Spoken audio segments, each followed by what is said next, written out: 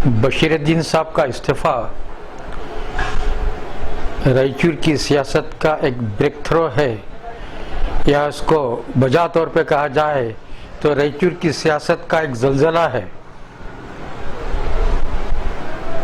Break throw इसलिए है कि पिछले 40 सालों से मुसलसिल ये मांग की जा रही थी कि आबादी के लिहाज से और मुसलमानों के हिस्सेदारी के लिहाज से कांग्रेस से जो रिश्ता जुड़ा हुआ था, कांग्रेस पार्टी की और कांग्रेस पार्टी के लीडरों की, जिम्मेदारों की ये जिम्मेदारी बनती थी कि मुसलमान को एक बार म्युनिसिपालिटी का, बल्दिया का चेयरमैन बनाना चाहिए।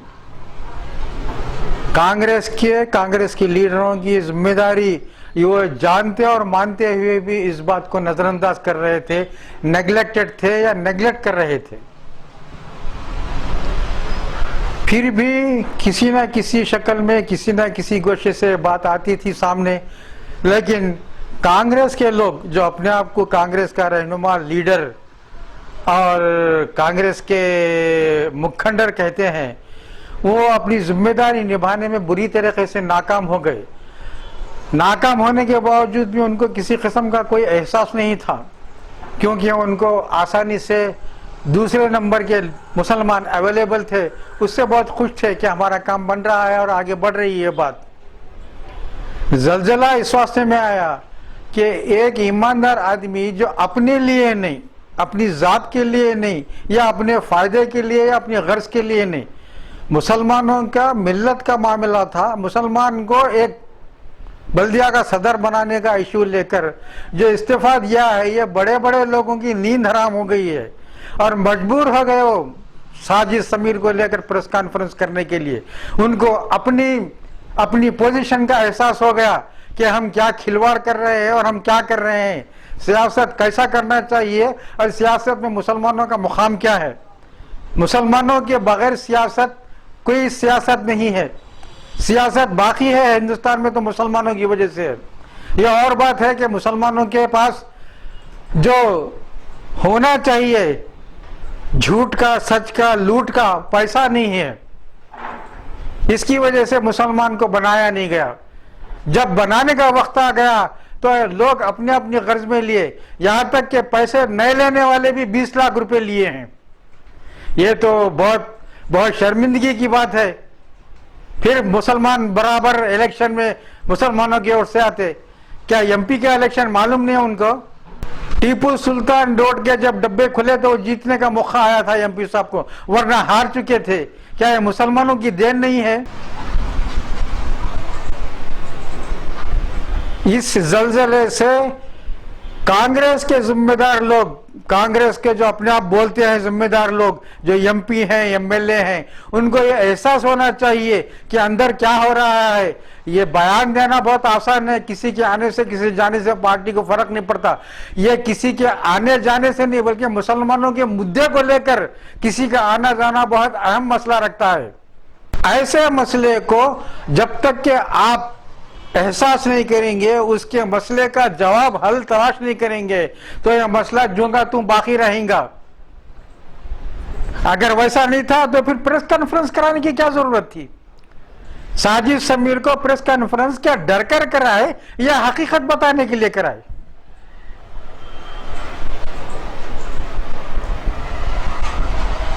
रायचूर कर्नाटक के शुमाली जिलों में हमेशा से ये एक कांग्रेस का किला माना जाता था।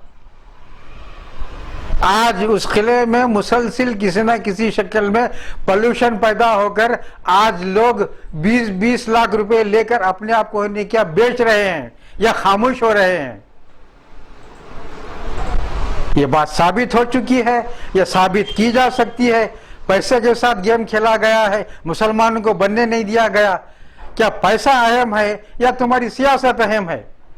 बशीरुद्दीन साहब जैसा आदमी इस सियासी जलजले का जिम्मेदार आदमी है, जिसके पास खुला खरा हक, इंसाफ और उसूल की पाबंदी करने वाला है।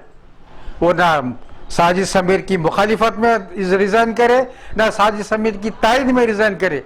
साजिद समीर को तो लोग जो इस्तेमाल करना था इस्तेमाल करे, बशीरुद्दीन साहब एक उसूल की बात करे कि मुसलमान को जब बनाया जाना चाहिए तो क्यों नहीं बनाए? क्या ये बात गलत है?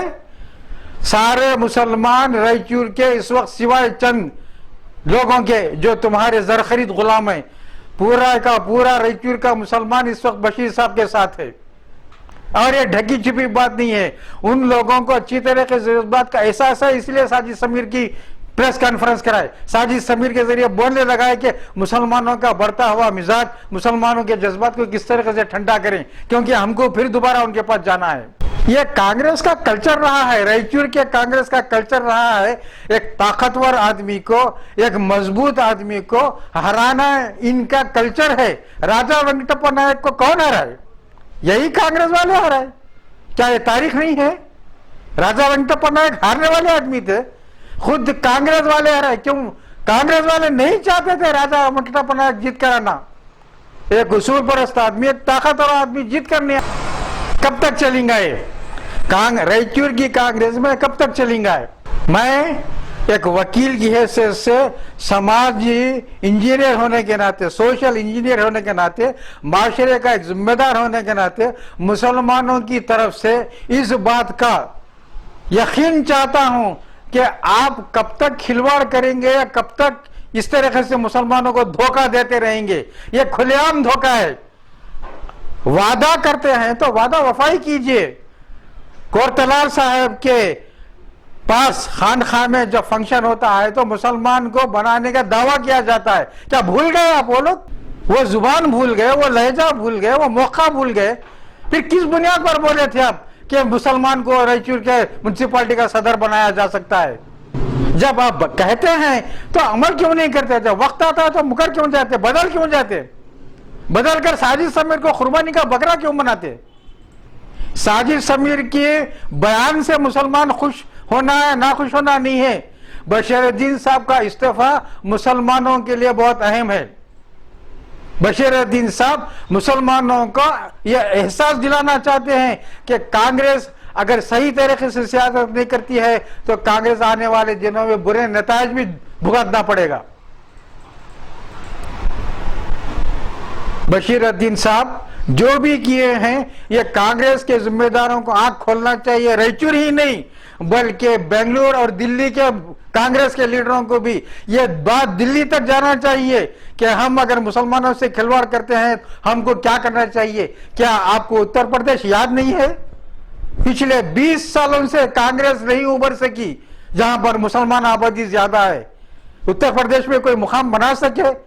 आप मुसलमानों की वजह से उत्तर प्रदेश में थे, मुसलमानों से खिलवाड़ करे तो आज मुसलमानों में मुकाम नहीं बना सके। क्या रायचूर को दूसरा उत्तर प्रदेश बनाना चाह रहे हैं आप?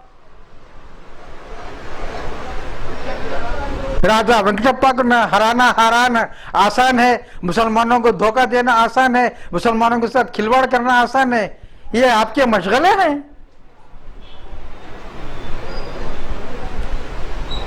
जज्बात को समझिए, मुसलमानों की जरूरत को समझिए। आपके पैसे की जरूरत है तो आप पैसा बटोरिए। मुसलमानों को जहां पर जो हिस्सेदारी देना है वो हिस्सेदारी का जिम्मेदारी के साथ निभाइए अपनी जिम्मेदारी। बैलेंसिंग तौर पर जाइए, पैसा भी लीजिए और मुसलमानों के साथ हिस्सेदारी भी बाकी रखिए। वक्त आया मुसलमानों को इस्तेमाल करे, वक्त आया मुसलमानों को धोखा दिए। कब तक?